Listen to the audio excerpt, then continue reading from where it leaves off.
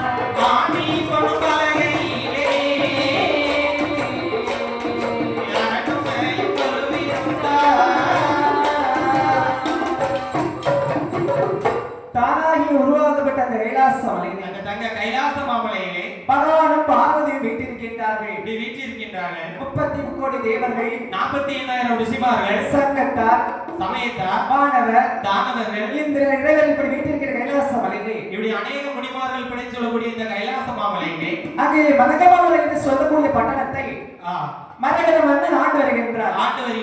ஆண்டு வரக்கூடிய நாளையிலே இவருக்கு திருமணம் முடிக்க வேண்டும் என்று சொல்லி விமலை என்று சொல்லக்கூடிய அறைக்கு திருமணம் முடிக்கின்றார். அதாவது பாதாள லோகமானது அழிந்து விட்டது. அந்த பாதாள லோகம் இனி நமக்கு ஆகாது என்று சொல்லி பாதாள லோகத்தை விட்டு வெளியேறுகிறார் விபுதை என்று சொல்லக்கூடிய அரக்கி பெண்ணானவர். இவள் அந்த மதகமாபுரி பட்டணத்துக்கே வருகிறார்.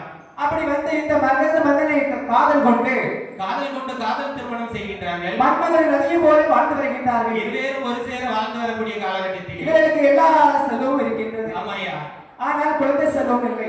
அந்த குழந்தை செல்வம் தானே எல்லாருக்கும் வேணும். ஆமா, ஒரு நாள் தினத்திலே இந்த மரகத என்ன சொல்லுகிறது தெரியுமா? என்னமா சொல்லுகிற? இவன் என்ன சொல்லுகிறது தெரியுமா? ஏ மன்னவா, நமக்கு திருமணம் 18 வயதிலே இருந்து மாலை மனம் முடித்தீர்கள். ஆமா, 18 வயதிலே இளமணலாகி விட்டு சரி, இப்போது 32 வயதாச்சு, முழு மலடாகி விட்டு. ஆமாமா, அதனால் நீங்க ஏதாவது தவறு செஞ்சீர்களா? நான் ஒரு தவறு செய்யலமா, செஞ்ச ஒரே தவறு வாக்காளத்துல கெட்ட தாலி தான். அப்படியா? ஆமா, என்கிட்ட நீங்க தாலி கட்ட ஒரு தெருவில் பிச்சை எடுத்துருப்பீங்க மன்னவா. நீங்க அப்படி இருந்திருந்தாலும் நீ போய் எடுத்துருப்பா. ஓஹோ, ஆமா, இந்த விபதை என்ன பண்ணி பதப்பேற்றார் பாருங்க. என்ன செய்யற? கலங்கருங்காலத்தில் கண்ண மகனை தான் பெறுவேன், கண்ண மகனை தான் பெறுவேன், பழி ஒரு மகன் பொன்னானே,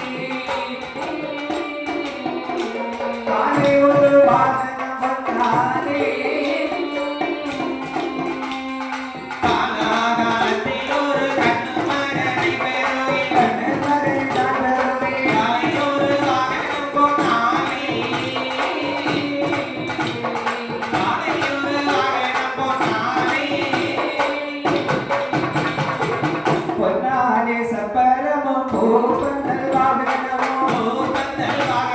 Oh